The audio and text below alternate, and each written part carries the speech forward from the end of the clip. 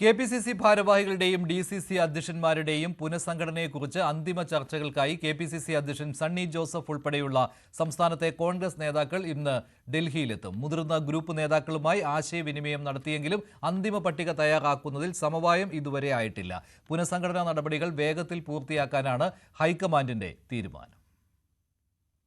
DCC അധ്യക്ഷന്മാരുടെ പട്ടികയ്ക്ക് രൂപം നൽകിയാണ് കെ.പി.സി.സി നേതൃത്വം ഡൽഹിയിലേക്ക് എത്തുന്നത്.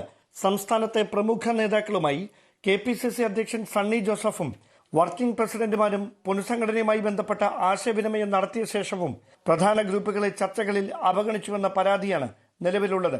ഡൽഹിയിലുള്ള കേരള എംപിമാരുടെ അഭിപ്രായം കൂടി തേടിയ ശേഷം എ.ഐ.സി.സി നേതൃത്വവുമായും കെ.പി.സി.സി നേതൃത്വം കൂടിക്കാഴ്ച നടത്തും. തുടർന്നാകും സാധ്യതാ പട്ടിക കൈമാറുക. 10-ലധികം ഡി.സി.സി അധ്യക്ഷന്മാർക്ക് മാറ്റമുണ്ടാകുമെന്നാണ് സൂചനകൾ.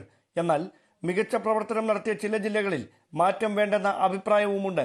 അങ്ങനെ വരുമ്പോൾ മാറ്റം വരുന്ന ജില്ലകളിലെ ഡി.സി.സി അധ്യക്ഷന്മാർ മോശം പ്രകടനം കാഴ്ചവെച്ചുവെന്ന വിലയിരുത്തൽ തിരഞ്ഞെടുപ്പ് അടുത്തിരിക്കെ ഗുണം ചെയ്യില്ലെന്ന വിലയിരുത്തലും ഒരു വിഭാഗത്തിനുണ്ട്.